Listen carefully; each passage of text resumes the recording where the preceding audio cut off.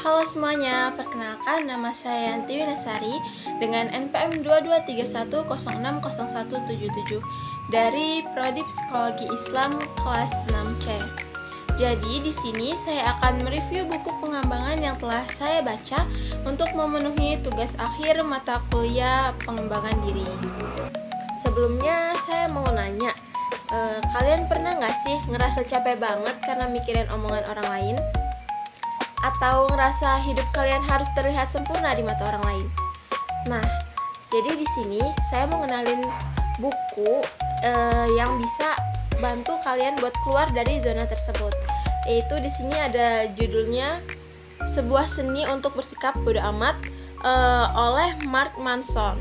Menurut Mark Manson ini, hidup itu penuh dengan masalah dan itu wajar banget. Tapi masalahnya kita sering banget loh ngabisin energi kita buat mikirin semua hal, mulai dari omongan orang sampai ekspektasi orang. Kalimatnya agak kasar ya, tapi maksudnya itu bagus loh, supaya kita nggak pusing mikirin harus selalu jadi yang terbaik atau nyari pengakuan dari orang lain.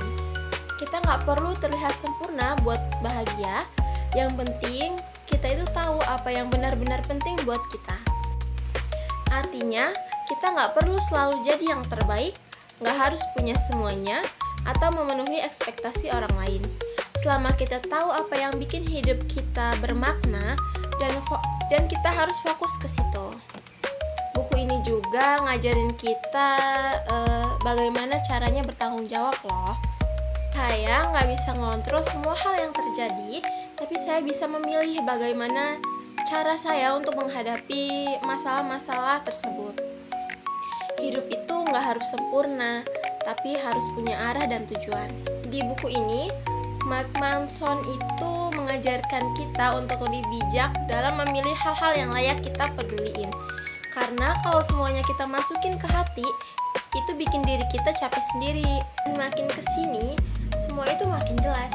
Kebahagiaan itu bukan soal untuk bersenang-senang, tapi soal mengerti apa yang penting buat diri kita sendiri dan kita melupakan sisanya. Buku ini juga ngajarin kita nggak perlu haus validasi dari semua orang. Yang penting kita hidup sesuai dengan nilai kita sendiri. Mark juga di sini bilang bahwa bodo amat itu adalah seni. Karena kita harus belajar kapan kita harus peduli dan kapan kita harus bersikap bodo amat. Bukan karena kita nggak punya empati ya, tapi kita nggak mau ngorbanin ketenangan hidup cuman untuk menyenangkan orang lain. Oke, sekian yang dapat saya sampaikan dari review buku Sebuah Seni untuk Bersikap Bodo Amat. Semoga bermanfaat.